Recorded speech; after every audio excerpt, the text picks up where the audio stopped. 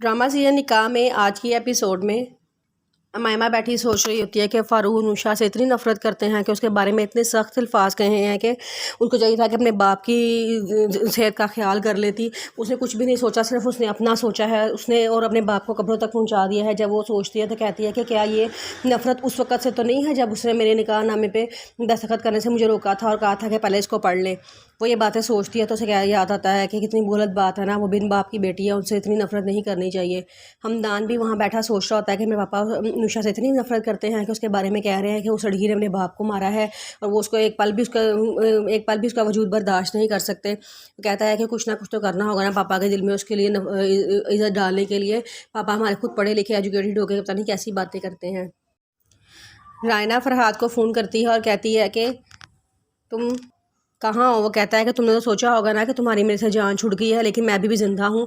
तो वो कहती है कि नहीं, मैं तो आज सारा दिन तुम्हारा फ़ोन आने का इंतज़ार करती रही। तो आगे से फरहाद कहता है कि नहीं यार, मेरा ना मोबाइल छीन गया था, स्नैचर ने छीन लिया था। मेरे पापा बड़ा परेशान है मेरे बारे में, उनके काफ़ी बड़ा बिजनेस सर्कल है ना, तो उनके काफ़ी सारे ऐसे लोग हैं जो उनके पीछे पड़े हुए हैं, उनके खिलाफ़ है। मेरे पापा का ख्याल है कि ये उन्हीं की कार्रवाई थी जिन्होंने मेरे पे हमला भी करवाया है और मेरा मोबाइल भी छीना है। तो मेरे पापा बड़ा परेशान है, उन्होंने मुझे वापस अमेरिका बुला लिया है। तो आगे से रैना कहती है कि तुम कैसे अमेरिका जा सकते हो मेरे काम को अधूरा छोड़ के। तो वो कहता है कि तुम फिक्र ना करो, जब मैं वापस आऊँगा ना तो मैं अपना बदला ज़रूर लूँगा, मैं हिसाब ज़रूर पूरा करूँगा। तो वो कहती है कि जब वापस आओगे ना तब की तब देखी जाएगी, अल्लाह हाफ़िज़ कह के फ़ोन बंद कर देती है। तो आगे से रैना बड़ा खुश होती है, कहती है कि देखा, मुझसे पंगा लेने का अंजाम, जो मुझसे पंगा लेगा ना वो इसी तरह ही खाई में जाके गिरेगा। उसको पता ही नहीं है सारा काम तो मैंने ही करवाया, उस पर हमला तो मैंने ही करवाया, और वो समझ रहा है कि शायद कोई स्नैचर था, मोबाइल स्नैचर।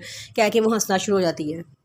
अनुषा बड़ा रो रही होती है, वो उसकी प्रोसेस बड़ा समझाने की कोशिश करती हैं कि देखो, तुम्हारे पापा का वक्त आ गया था इसलिए वो इस दुनिया से चले गए हैं, इसमें तुम्हारा कोई कसूर नहीं है, तुम्हें ये बात समझना होगी। वो कहती है कि नहीं, मेरे पापा मुझे माफ़ कर तो देंगे ना, मेरी गलती की वजह से मेरे पापा इस दुनिया में चले गए हैं। काश मैं उस वक्त वो शर्तें ना रखती तो मेरे पापा इस दुनिया से ना जाते। लेकिन वो कहते हैं कि जो होना था वो हो गया है, अब तुम इस बात के बारे में ज़्यादा ना सोचो। फिर उसकी पप्पो कहती हैं कि वो जाओ चाय बना के लाओ। वो चाय बना के लाती है और कहती है कि नहीं पप्पो आप चाय पिए। कहती है कि देखा पप्पो, पापा की चाय पीने का भी यही टाइम होता था और जिस जगह पे आप बैठी हैं सेम इसी जगह पे बैठ के वो भी चाय पिया करते थे। तो वो कहती है कि हाँ पापा, आप जिस दुनिया में नहीं हैं तो पापा की बहन तो ज़िंदा है ना, और मैं तो ज़रूर पीऊँगी तुम्हारे हाथ की चाय, और मैं इसी जगह पर बैठ के पीऊँगी जहाँ भाई साहब बैठ के पीते थे। अनुषा खुश हो जाती है। फिर अनुषा से कहती है कि अनुषा, मैं तुम्हें इतने बड़े घर में अकेला छोड़ कर नहीं जा सकती है, माशरा बड़ा ख़राब है।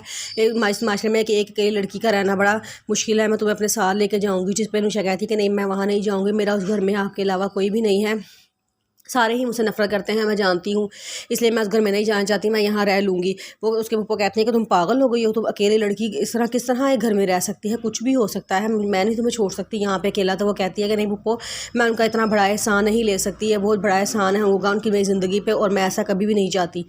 पप्पो कहती हैं कि तुम सोच लो एक बार, तुम बहुत बड़ी गलती कर रही हो। वो कहती है कि हाँ ठीक है। वो कहती है पहले भी तुम्हारी ज़िद्दों की वजह से सारा कुछ हुआ है और अब फिर तुम अड़ गई हो। वो कहती है कि पप्पो, इसका मतलब है कि आप भी ये बात मानती है ना कि मेरी ज़िद्दों की वजह से ऐसे हुआ है। वो कहती है कि हाँ।